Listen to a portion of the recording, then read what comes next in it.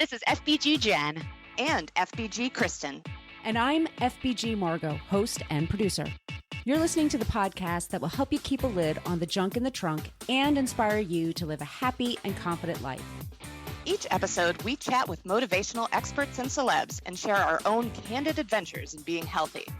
If you're looking for a podcast that's equal parts hilarious and enlightening, well then welcome to the Fit Bottomed Girls podcast. Life is too short to waste time on things that just aren't important. And you weren't put here to worry about your weight or the number on the scale.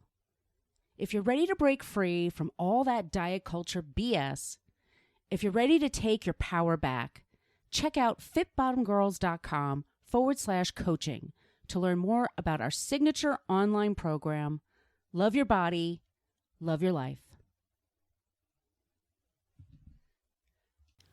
Welcome back to the Fit Bottom Girls podcast. This is FBG Margot, and on the line today we have FBG Jen. Hello. And we have FBG Kristen. Hey.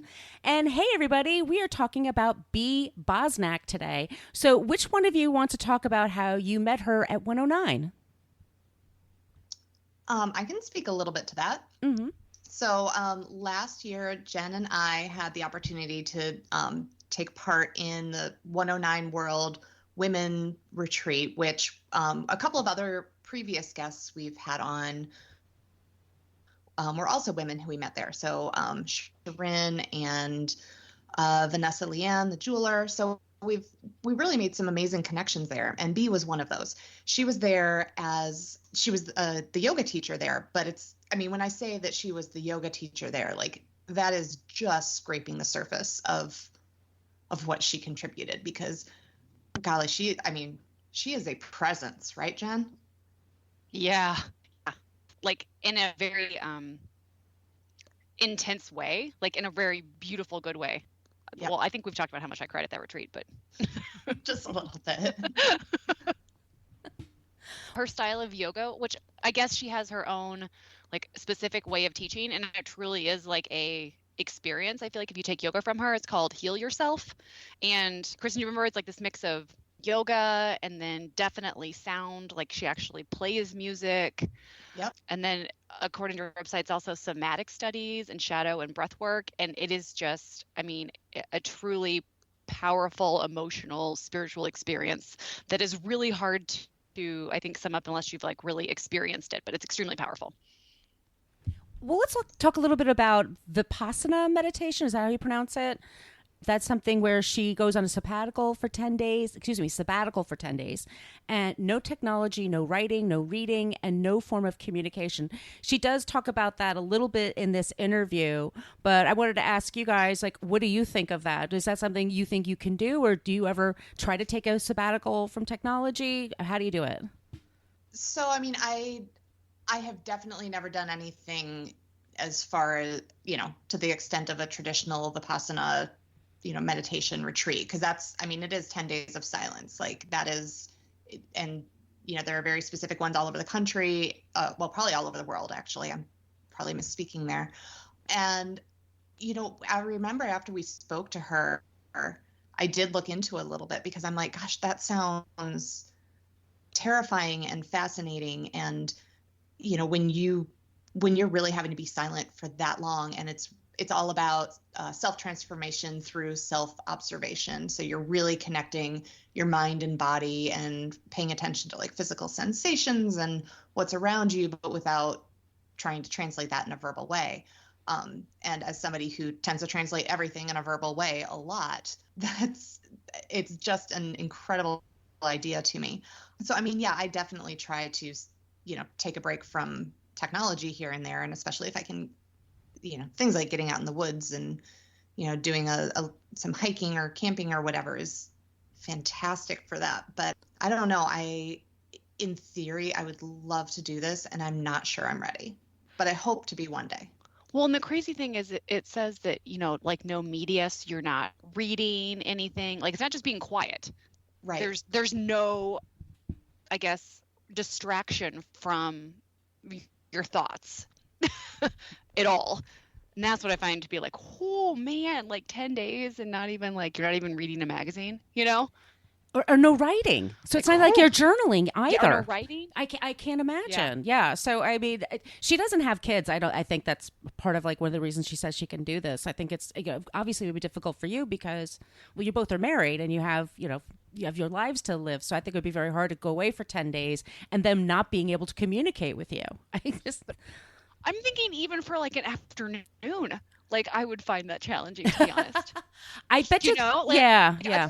Like I think there's one thing for me being like, okay, I'm not gonna touch technology. But even if it was like for 4 hours, I'm like, okay, what am I gonna do? I guess I'm gonna go for like a walk in nature. Yeah. Like I'm gonna walk for 4 hours. I'm gonna sit, meditate for a while. Maybe I'll do some yoga. Like I think I would still be like, I want to pick up a book. Or I want to text somebody. That'd be really hard for me. Yeah. I think it's one of those things though. Like journal. So I think it's one of those like, it's not until maybe the third day that it really clicks with you. You know, you're just sort of detoxing from all of that for the first couple of days. And then like when you're halfway in, you're like, all right, this is the way it's going to be until Sunday or whatever. What am I thinking about? What energy am I moving around with? How can I get the good stuff in and the bad stuff out? That kind of stuff. I think.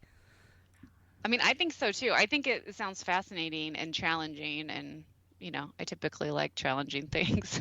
So, yeah. Well, you guys are really going to enjoy this interview. She's very peaceful, very blissful. She has really interesting ideas. I think this is the interview where she said that she doesn't put anything on her calendar on 2 specific days of the week. She just doesn't want to be bogged down. This woman knows how to set boundaries. I mean, she's really good about that. So I think this is super interesting. And guess what? And it's funny. Yeah. I was just going to say, it's funny that you say that, because when I was preparing for this this pre-show, that was actually one of the things that came to mind when I was thinking about her at 109. Yeah. Because when you're at a retreat, and it wasn't like a huge retreat, so everyone sort of was getting to know everyone, and it's kind of easy to just be I don't want to say like suck negative, but it's easy to just find yourself like, okay, yes, I am with all these people, and even if you're introverted, you can step back and still feel part of that. But she knew that in order to give us her best when she was presenting and leading and instructing, she needed time to herself. So she really would just be like, okay, bye, and go into her room and get prepared. And that came through and I really admired that. I thought that was wonderful. And it's a more challenging thing, I think, than I had realized, because it was not something that I was able to do beforehand, even though I'm sure I would have benefited from it before we presented. But I just, I was like, oh, I'm here. I want to soak everything up. Well, it's a little people pleasing too. Like, I want to get to know everyone, and am I giving enough? Like all of that in kind of the retreat environment. But yeah, agreed. Yeah, she's cool. Really cool. Loved her. Still love her. I mean, yes. Great, like, In the present tense. Her and being around her. And now I just love that she's a person out in the world. Yeah, very glad we know her. Yes. Well, you know who I'm glad for also. Who's that? Ooh. It's Karen KW. She left us a 5-star review in Apple Podcasts. And this is what she wrote. I love the FBGs. I started checking out their website for workouts and recipes years ago. And now the podcast is on regular rotation in my iPod. When I feel like I need a little more healthy inspiration, I play the next FBG episode.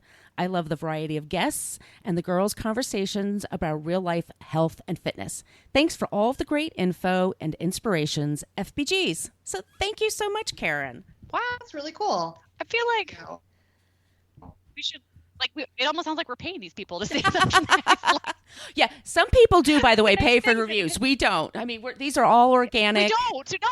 It's all organic. And honestly, if you guys want to, if you can leave a review for us on Apple Podcasts, that'd be amazing. We know Apple doesn't make anything easy, but if you would do, that'd be awesome. But we do have also stickers, and they're really cute stickers. If you want to put one on your water bottle or on your fridge or whatever, or your bumper sticker, whatever, make it a bumper sticker. You can send us an email, podcast@fitbottomgirls.com, and we will get that out to you in the mail. You can follow us on all of the social media places at Fit Bottom Girls. That's for Facebook, Twitter, Instagram, Pinterest, and YouTube.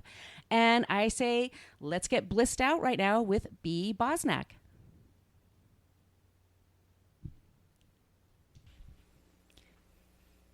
Diets and restrictions don't work. After years of experience in our own lives and with thousands of readers, listeners, and followers, we know that the information and formula in our signature online program, Love Your Body, Love Your Life, does. And by listening to this podcast, you can save 20% when you use the code FBG Podcast. So sign up and save at fitbottomgirls.com/coaching. Bee Bosnak is a New York City-based healer, teacher, mentor, and the creator of Heal Yourself.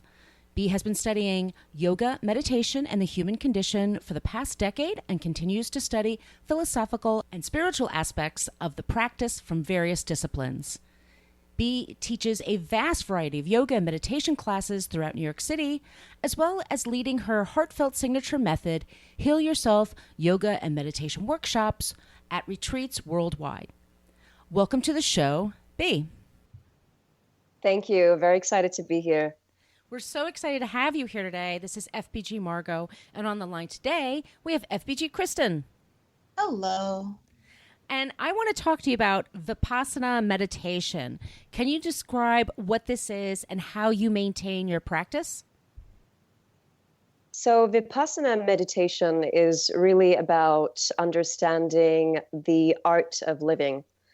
And for one to practice Vipassana, it is recommended to go to a 10-day course, a 10-day silent meditation course, which now I have done. I'm coming out of my third year, so I go once a year. And throughout these 10 days, you learn the technique of Vipassana. Now, one must take the time to actually go and give 10 days of your life to learn this technique. You know, you might find a lot of stuff on YouTube or any other channels, but to really understand this technique, it is very, very beneficial to take the course. So once you're in the course for 10 days, the first 3 days of the course, you are taught the awareness of breath. So for 10 hours a day, so it's 10 hours every day for 10 days, all in silence, no communication. For about 3 days and a little bit, 3 days and a half, you only observe the breath. So the breath coming in, the breath coming out. Now the breath is a very, very big tool for this type of meditation because it becomes like your anchor. So when your mind wanders off, and it will tend to do that, you bring the focus and the awareness back to the breath, back to the breath, back to the breath. But this is very natural breathing. So there's no regulation in your breath. You're not controlling your breath. It's just as is. So if the breath is deep, it's deep. If it's shallow, it's shallow. If it's moving through your right nostril, it's moving through the right nostril. If it's moving through the left, it's moving through the left. So you're not controlling anything. You're not trying to change anything. So just noticing the natural essence of the breath. And so you do this for 3.5 days to calm the mind down, because there is no way to go into the technique with a monkey mind. And we all have it, right? Our mind is constantly filled with thoughts and chatter, and it just doesn't stop. So the first 3.5 days is very essential to focus the mind. But this is not the ultimate purpose of Vipassana. Vipassana is not about concentration. It's not about focusing. It's not about mantra. It's not about visualization. It's very, very different from other meditations, because the goal of Vipassana is to purify the mind. And for the rest of the days, after the 3.5 days, the rest of the days is then you are taught the technique of Vipassana, which is understanding the essence of each and every sensation that you feel within. So the characteristic of each sensation is arising and passing, coming and going, just like your breath, the inhalation, the exhalation, which teaches us the art of impermanence, that everything is temporary. And so when we become attached to certain things, especially to certain outcomes, right? We want this, we don't want this, we like this, we don't like this. This is all craving and aversion, which is really moves us into our universal misery.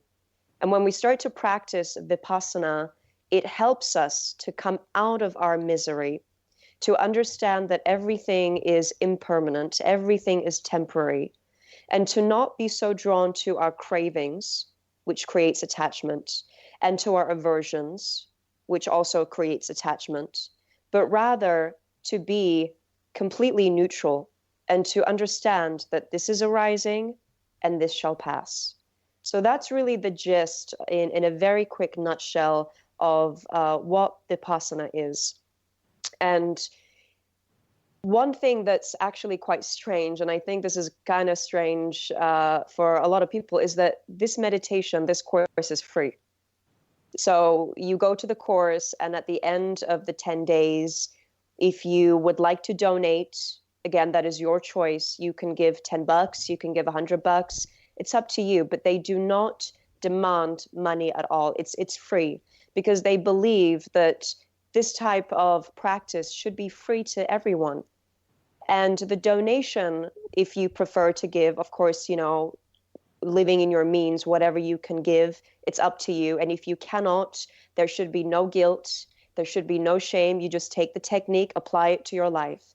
So the donation part of it is also so beautiful. And sometimes it can be like, wow, well, why is it free? But it's a really beautiful practice that has really helped my life, and it's brought so much transformation and inner wisdom into everything that I do. So it is the only technique that I practice. I teach many different techniques, but it is the one that I have really truly found that helps me to completely purify. Bee, I have so many questions, but the first question I guess I want to ask is, it's a 10-day course, and then you come home and practice that. So I understand that, that the focus is to understand that nothing is constant but change, and to embrace that within your life. Could you talk about, are there specific, I guess, things that you do to practice to make sure that you are not losing sight of what you took away from your 10-day retreat? Yeah, I think the hardest part is the reintegration. It's the re-entry process. Yeah, because life there, you're in silence, you're by yourself, you are in a field where all you're doing is just sitting. You're sitting and you're observing, and you get to a point that you can no longer run away from what it is that is showing up for you. So it's like taming. You are taming the mind. And when you're there, your food is prepared for you. You don't have to think about anything. And when you come home, you come back to your never-ending to-do list. You come back to your duties, your demands. You come back to everything out of you that is affecting you. So the real meditation starts the moment you come home. Over there, I look at it as like a rehearsal. You're just rehearsing. You're in preparation. You're understanding the technique. You're learning something new. If you continuously go to a course, then you are, constantly refining your technique. But the real practice really starts when you come into your reality. And what's beautiful about this meditation is that every moment you can practice Vipassana, because you're practicing the understanding of sensation, which is always with you, right? You're always feeling a sensation every moment. You are breathing every moment. So the moment when you feel a trigger, right, and you're challenged by someone and you feel angry, instead of that automatic lashing out, wanting to be right, take a moment, come back to your breath, feel your sensations. Are you pulsing? Are you feeling a little bit more heat from the anger? Do you feel tingles in your fingers? So your body is responding to the emotion.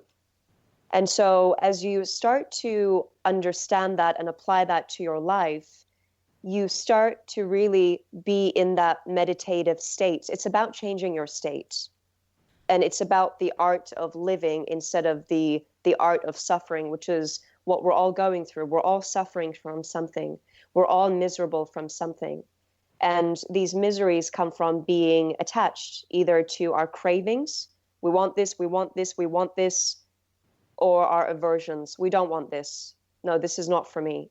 So again, it's finding that middle point and applying it to your daily life. And the technique, it is recommended that you practice 2 hours a day. So 1 hour in the morning, 1 hour in the evening. I find that sometimes people find that too much, so they stop doing it completely. So I say, do what you can. You know, even if you're doing an hour in the morning, let that be enough. When we start to say, I can't do that, we very, very quickly fall off the wagon.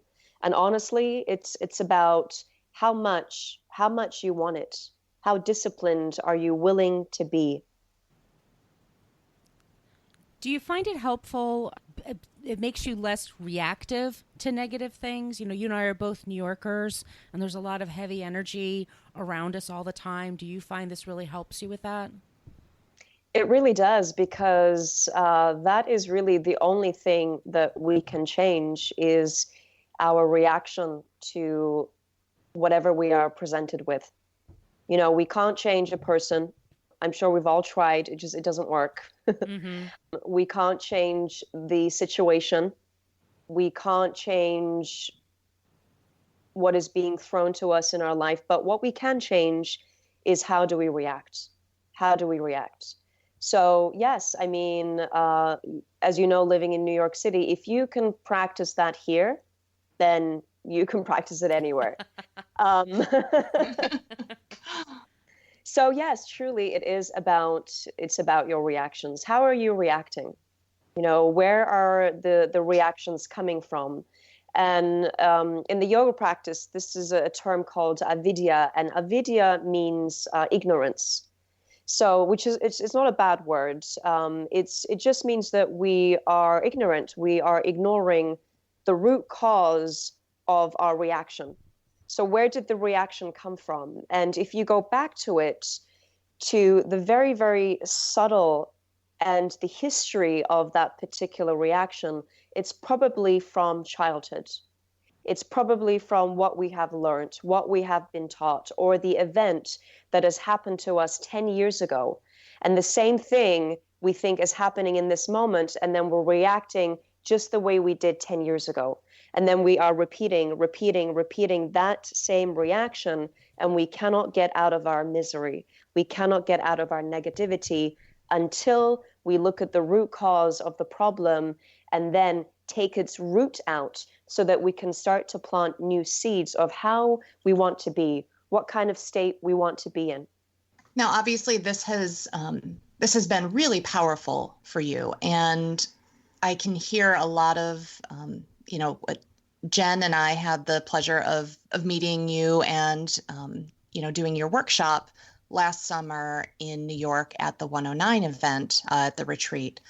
And you do your Heal Yourself workshops and retreats all over the world. So I would love for you to talk a little bit about how, this is really about, healing yourself and knowing that, like you said, we can only control our reactions. Other people can't control that. We can't control them.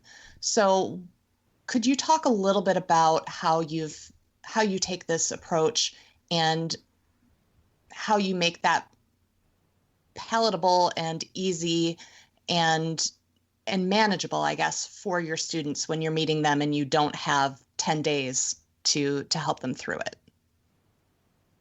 Yes. So this is why I love teaching immersions and retreats because I have much more time.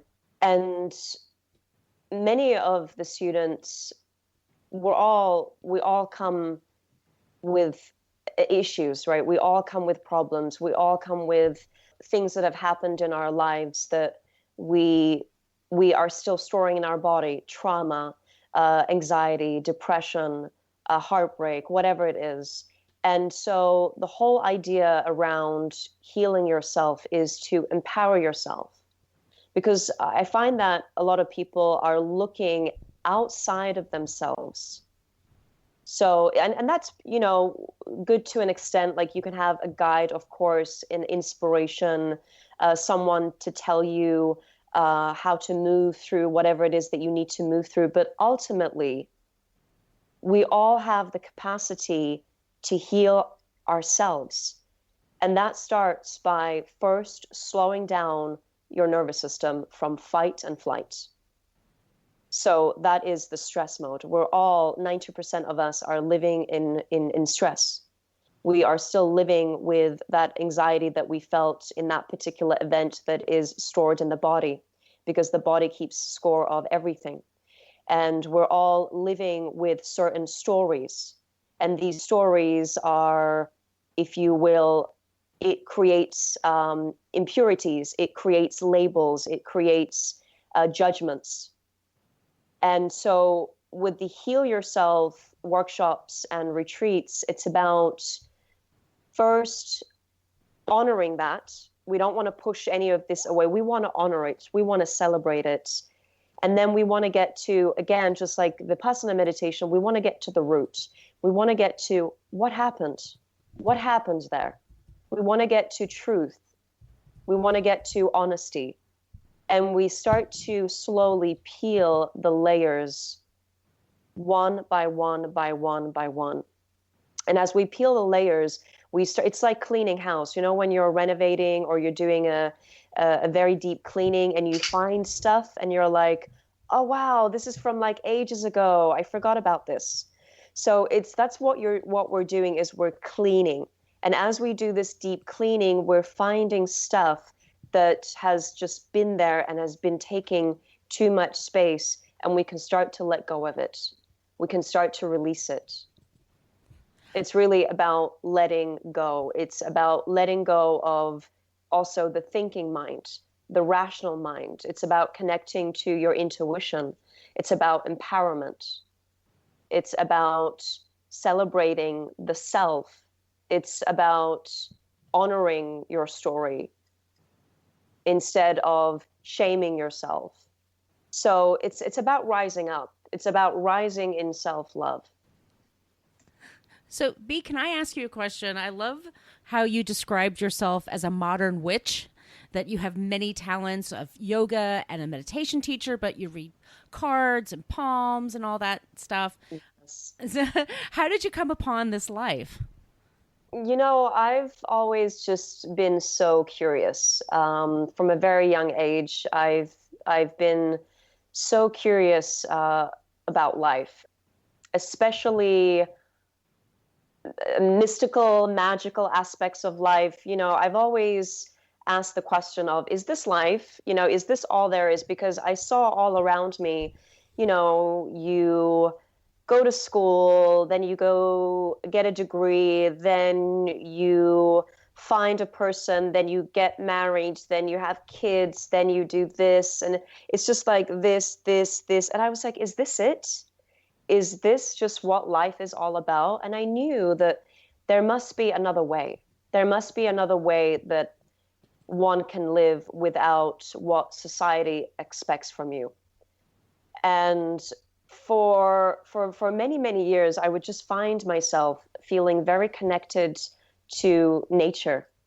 So I grew up in England, and there's, so much lushness there, especially in just the outskirts of London. And I would just find myself really feeling connected to nature. I would find myself a lot of times observing myself, my breath, moving my fingers like I was, sort of like creating magic.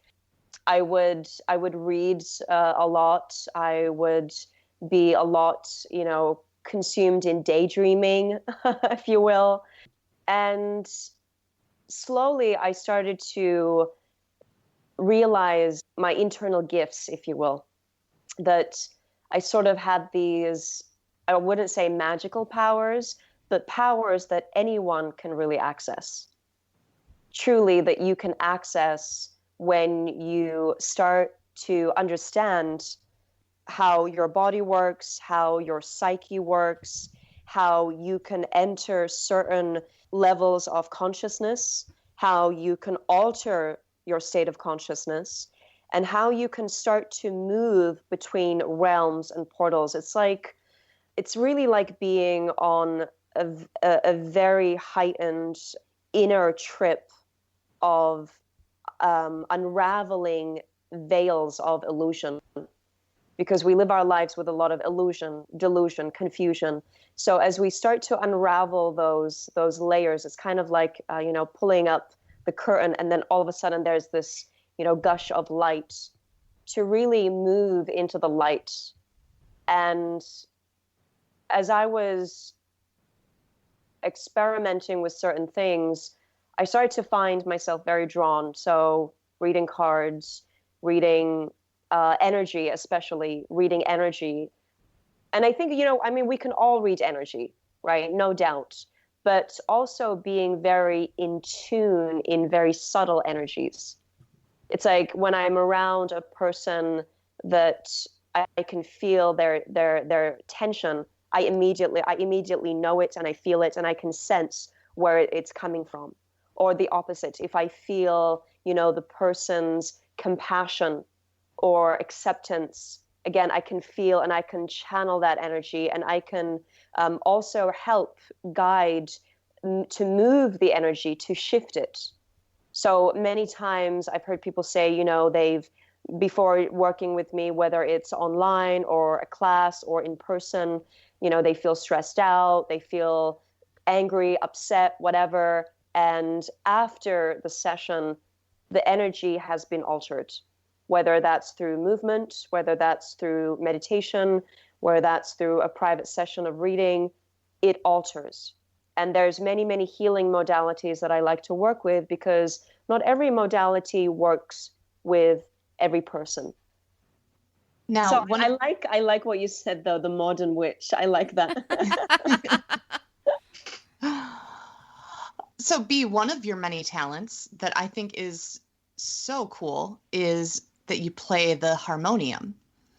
And that was when Jen and I were at 109. I remember we saw this little kind of tiny piano-looking instrument over to the side, and we thought, oh my gosh, what is that? And we were both sort of drawn to it, but we didn't know until you broke that out.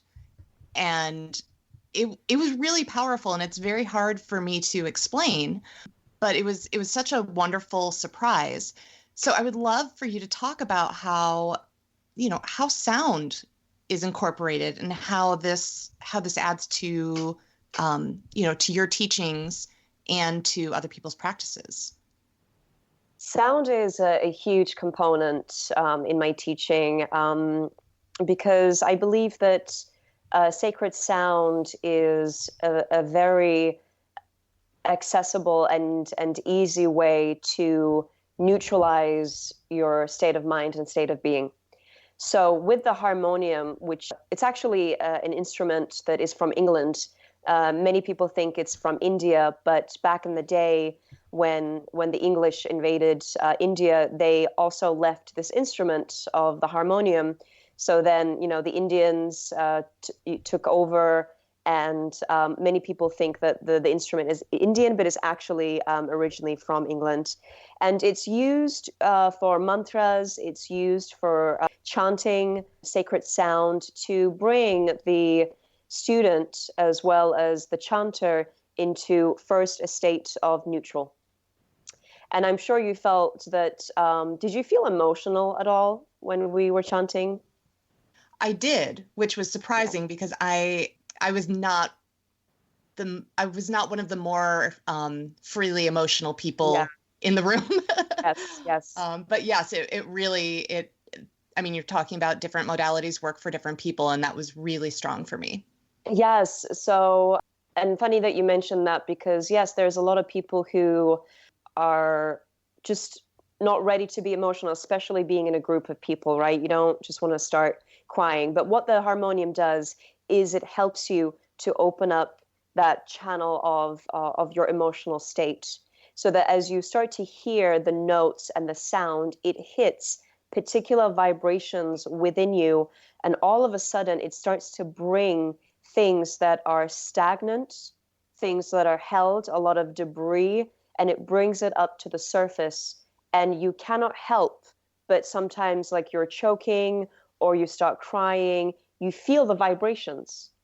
So it's all about the vibrations. And as you feel the vibrations, the mantra that we are chanting to helps you to bring yourself up, to ascend your energy.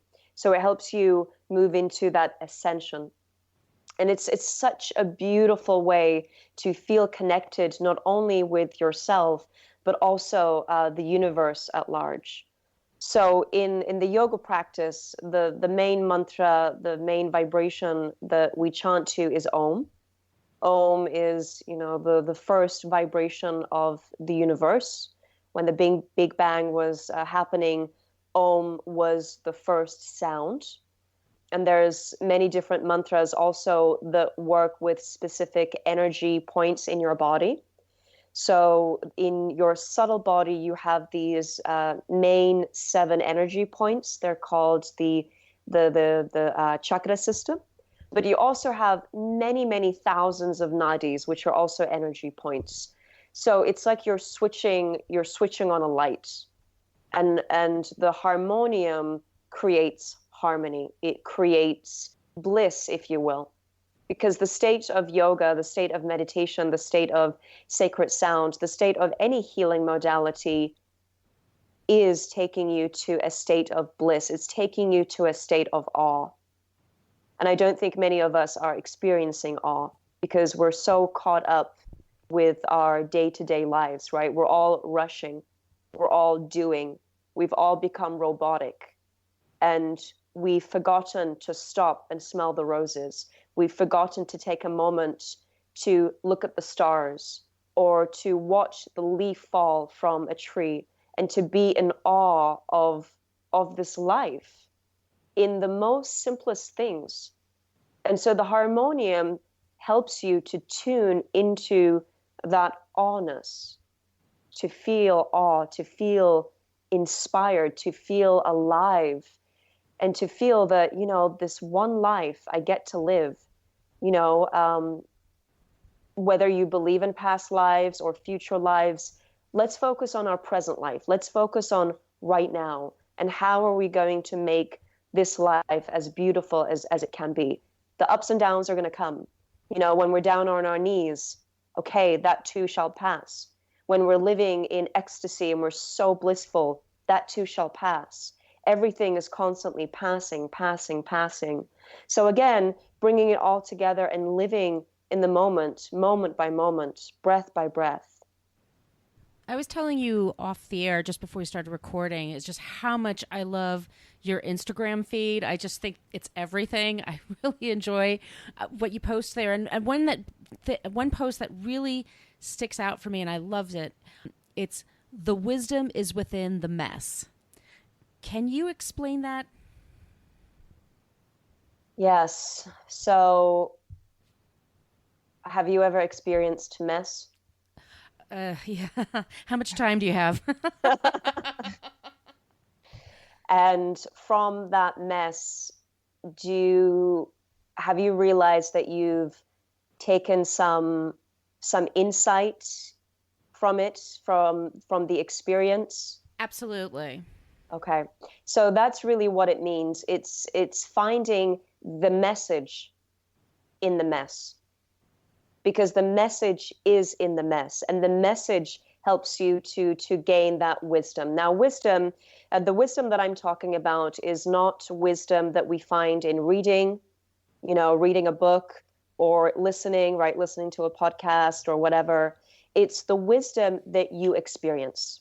That is the wisdom that this is referring to, which is an experiential wisdom.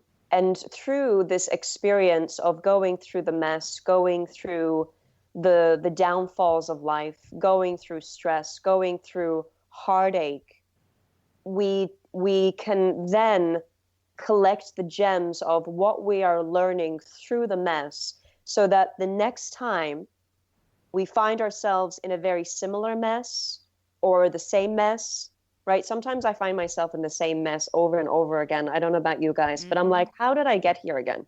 Why am I here again? Haven't I learned? Yep.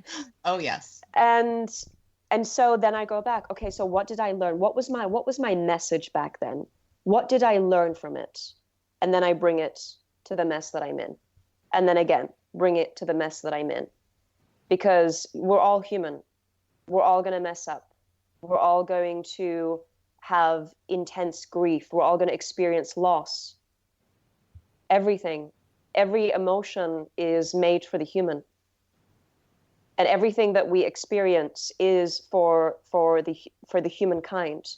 So when you start to understand that the wisdom, the true wisdom that you experience is within you, then there is nothing else that you need, because everything is already within you.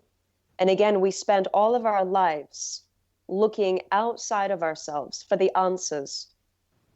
Tell me what to do and I'll do it. Give me advice. What should I do? How should I be? What should I say? But yet we've forgotten to look inwards.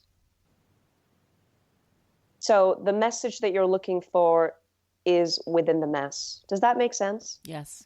Yeah. Mm-hmm. Very much so. Thank you. Now, Bee, you give a lot of yourself in your classes, in your workshops, in your retreats.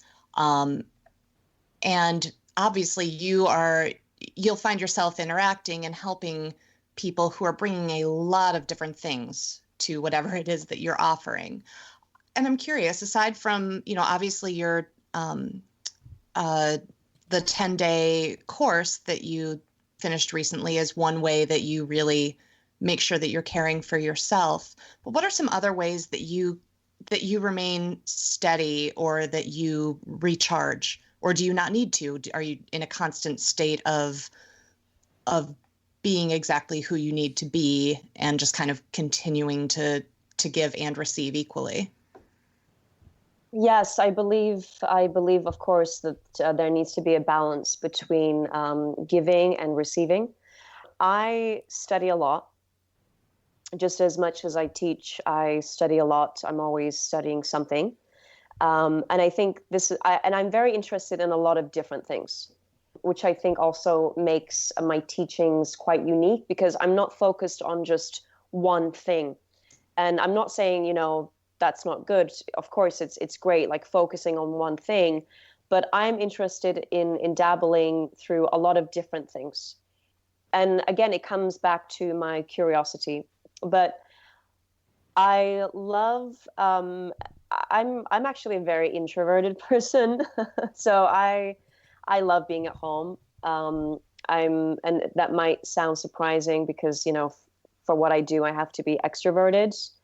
But I could be alone for months, years, decades. Like, it's not a problem. I think this is why the 10-day course for me, it was, I'm not going to say easy, but, it was no problem for me, because this is what I love. I love being alone. And I think the more that I am alone, the more that I go inwards and become really introspective, I receive from myself. There's certain people in my circle that I love to be around. There's 3 of my girlfriends that I love so deeply here in New York City. So I receive from them. I receive from their energy. I have a lot of acquaintances. I have a lot of friends, if you will, but I only have really 3 friends here. And that is plenty for me, because I'm not one of those people that will, fill up my schedule with, this meeting, that connection, that network, this, that. I love to have a white space in my schedule. Thursdays, Fridays, Saturdays, white space. I don't care how urgent it is. if a client wants to work with me, no, I can't do it. I just will not do it. Thursdays, Fridays, Saturdays is my days to do what I need to do, especially studying, reading, studying, creating. I find that when I am in creation mode is the best time when I can give to my students. When I'm depleted, and I find that very much if I'm just constantly teaching, running around, and I've cut my schedule, my public classes way back, which helps me to create more things. Not just, a 1-hour yoga class, but create more immersions, create more retreats, create more real time, create more curriculum, and allow myself to rest is also very, very important. So rest time is crucial. Being alone is crucial. Studying helps me to become very, very creative, inspired. But apart from that, I mean, I live in the most incredible city in the world, in New York City.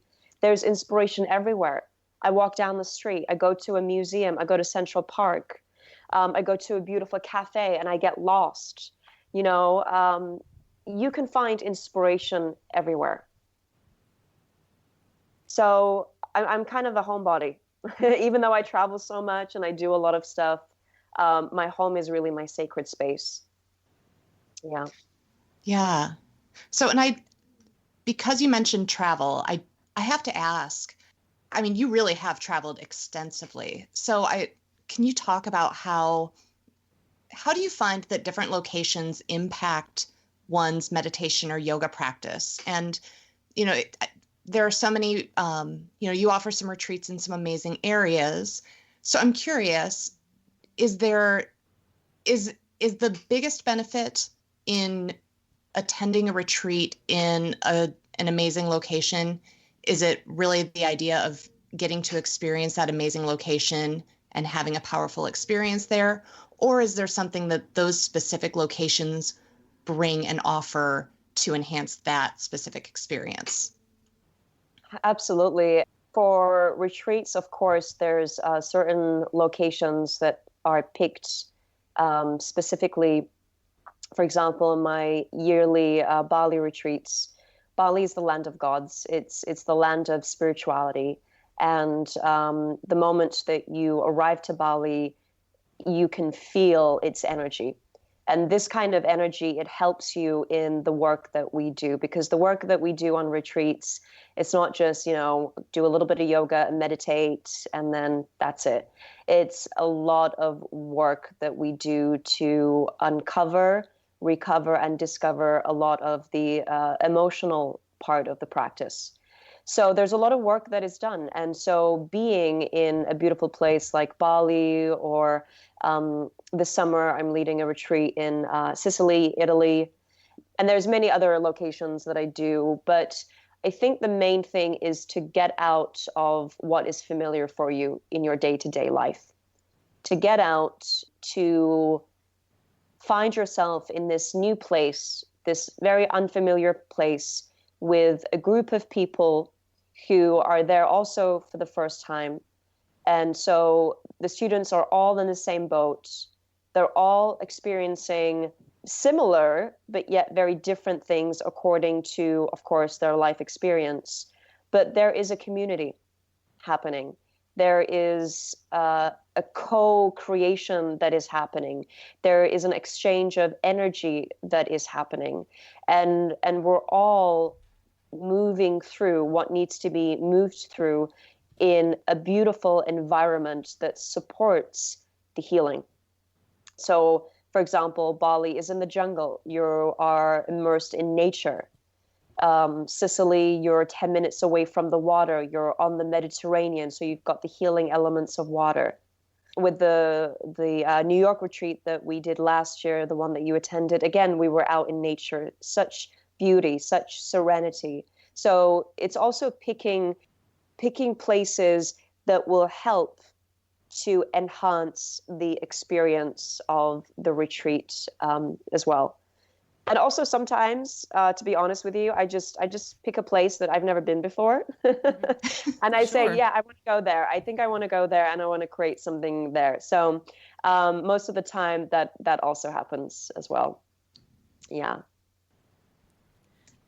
You say as a teacher that it's important to let the student go when they're ready. So how do you know when they are ready? And just for anybody, like, how do you know as a person when you are ready for the next step of enlightenment? Well, personally, for me, because I am a student, first and foremost, is when I've taken everything that I have needed from a particular teacher that I am studying with. And this is why I have like many, many teachers that I go back to. For me personally, I don't believe in having one particular teacher. And there's nothing wrong with that. I think that's beautiful. But for me, it just doesn't work. And so when I have taken everything that I have needed from that particular teacher, their wisdom, the insight, the inspiration, and when there is nothing else that I need to take, then I know that's all I needed. So I could be studying with a teacher for like 1 year, or another teacher for 5 years, or another teacher for, a decade. So it really, and for most teachers, I feel that we hold on to our students, right? Like, you're my student, or you're my student, or there's this attachment. And this attachment, it can sabotage the relationship of student and teacher. So when you are no longer needing anything else from that particular teacher, it's time for you to go now and find maybe another teacher. And as a teacher, you will know to back away, to surrender that, again, your student is there for a time being, and then they will move away. And then you will receive another student and they will move away. So I actually celebrate when my students are no longer needing to work with me anymore. That's great for me, because they've got to a point where they've taken whatever they have needed from me and are now applying it to their life. This is their art of living now. So to be attached and to work with someone for years and years and years and years and years, if they're still not, getting the work, something is wrong there. Something is not working there.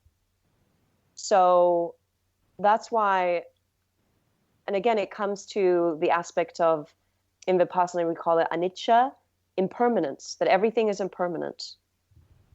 So I love that. That's another whole big topic, the teacher and student relationship, especially right now, and with gurus popping up left and right. But maybe that's for another podcast. I think that could be an amazing app. Absolutely. Oh. So Bee, if people are listening to this and they're thinking, wow, she is definitely offering something that I feel that I need. Where can they find you online? How can they work with you? What's coming up this, late spring and summer, maybe into the fall? What are you offering that people should know about? Yeah, I am doing several retreats. I have the Heal Yourself Yoga Meditation Retreat happening in Sicily, Italy, July 27th to August 2nd. And then I have a retreat with 109 in Zion, Utah, which is in August. And then I have, again, my Heal Yourself retreat in Mykonos, Greece, October 8th. And I have immersions in New York City. I work with a lot of clients in person, online as well. And I have my meditation course, which it's called Stay, and it's all about staying within each and every moment. It's a 7-day course that is a virtual course that could be done from the comfort of where you are. But there's many, many ways to work with me, whether it's virtual or in person or attend a workshop, immersion, or retreat. And all of this information can be found on my website, beebosnak.com. And also, I love writing. So I tend to write my heart out, whether it's on my Instagram page or my newsletter. And so yeah, that's how people can find my work and work with me.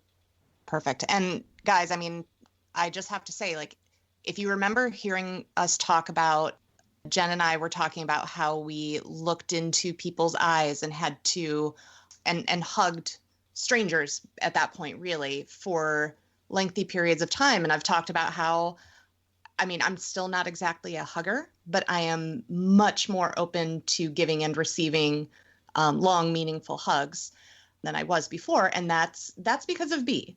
Yeah. And I mean, it's not that I was like closed off and cold. That was just not something that was something very comfortable for me. So thank you, Bee. And I'm sure all of my friends thank you now too, because they get so many more hugs.